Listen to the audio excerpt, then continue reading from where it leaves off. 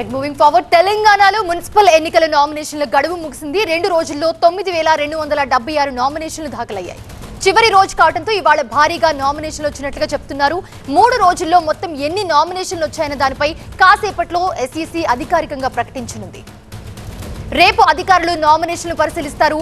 116 మున్సిపాలిటీలు 7 కార్పొరేషన్లకు ఎన్నికలు జరగనున్నాయి. ఫిబ్రవరి 13 వరకు నామినేషన్ల ఉపసంహరణకు గడువు ఉంది. ఆ తర్వాత అభ్యర్థుల జాబితాను అధికారులు ప్రకటిస్తారు.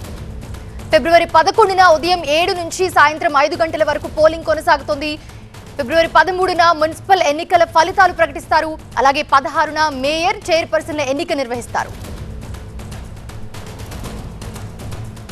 రైట్, ఇదే అంశానికి సంబంధించి మరిన్ని అప్డేట్స్ అందించడానికి మా స్పెషల్ కరెస్పాండెంట్ ప్రభాకర్ అందుబాటులో ఉన్నారు. తెలంగాణలో మున్సిపల్ ఎన్నికల నామినేషన్ గడువు ముగిసింది. ప్రభాకర్, అప్డేట్స్ ఏంటి? కొద్దిసేపటి క్రితమే గడువు ముగిసింది. నిన్ననే 9000కు పైగా నామినేషన్లు దాఖలయ్యాయి. ఈరోజు ఇంకొక 5000కు పైగా నామినేషన్స్ యాడ్ అవుతాయి అనేది అయితే ఎస్ఈసీ ఎక్స్పెక్ట్ చేస్తుంది. సో దాని ప్రకారం ఈరోజు కూడా భారీగా నామినేషన్లు దాఖలయ్యే అవకాశం అయితే కనిపిస్తుంది. రేపు స్క్రూటినీ ఉంటుంది. స్క్రూటినీ తర్వాత 3rd వరకు విత్డ్రాల్ ఉంటుంది. సో ఈరోజు చాలా చోట్ల చాలా మున్సిపాలిటీస్లో పెద్ద ఎత్తున ర్యాలీలు జరిగాయి. పెద్ద ఎత్తున నేతలు కూడా పాల్గొన్నారు. గద్వాల్లో బండ్ల కృష్ణమోహన్ రెడ్డి వివాదాస్పదంగా ఎమ్మెల్యేగా ఉన్నారు. తను బీఆర్ఎస్ పార్టీలో ఉన్నామని చెప్తున్నప్పటికీ కూడా ఈరోజు కాంగ్రెస్ పార్టీ తరఫున నామినేషన్ కార్యక్రమంలో పాల్గొన్నారు. సో దానికి సంబంధించి పెద్ద ర్యాలీ కూడా తీశారు. చెన్నూరులో కొంత ఉద్రిక్త వాతావరణం నెలకొంది. బీఆర్ఎస్కి కాంగ్రెస్కి మధ్య ఉద్రిక్త వాతావరణం నెలకొంది. అట్లాగే నకిరేకల్ మున్సిపాలిటీలో చాలా ఇంట్రెస్టింగ్గా ఒక ట్రాన్స్జెండర్ నామినేషన్ దాఖలు చేసింది. సో అది ఫస్ట్ ట్రాన్స్జెండర్ నామినేషన్గా ఎలక్షన్ కమిషన్ పేర్కొంది. సో కొద్దిసేపట్లోనే పూర్తి స్థాయిలో అఫీషియల్గా ఫిగర్స్ అన్నీ కూడా రానున్నాయి.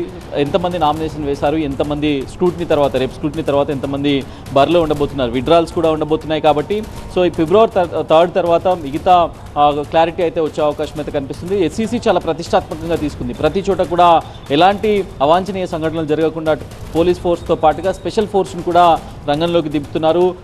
హైపర్ సెన్సిటివ్ ఏరియాలు ఎక్కడైతే ఉన్నాయో వాటిని పూర్తి స్థాయిలో కూడా స్క్రీనింగ్లో పెడుతున్నారు. ఆ నామినేషన్ కేంద్రాలు అట్లాగే ఆర్ఓలకు సంబంధించి ప్రత్యేక డైరెక్షన్స్ కూడా ఇచ్చారు. అట్లాగే ఎక్కడెక్కడైతే ఇప్పటివరకు నామినేషన్స్ దగ్గర గొడవలు జరిగాయో వాటన్నిటిపైన పూర్తి రిపోర్ట్ ఇవ్వాల్సిందిగా సంబంధిత ఆర్ఓస్కి, రిటర్నింగ్ ఆఫీసర్స్కి ఎస్ఈసీ అలర్ట్ చేసింది. సో మొత్తం మీదుగా రాష్ట్ర వ్యాప్తంగా 15,000 పైచిలకు నామినేషన్సే దాఖలవుతున్నాయి. దాదాపుగా 13,000కు పైగా మంది అభ్యర్థులు నామినేషన్ దాఖలు చేసినట్టుగా, 15,000కు పైగా నామినేషన్ సెట్లు దాఖలైనట్టుగా అయితే ఎస్ఈసీ చెప్తుంది. కొద్దిసేపట్లోనే దీనిపైన ఒక అఫీషియల్ స్టేట్మెంట్ అయితే రాబోతుంది. సో అఫీషియల్ స్టేట్మెంట్ ప్రకారం అయితే 15,000కు పైగానే నామినేషన్స్ ఉండబోతున్నాయి.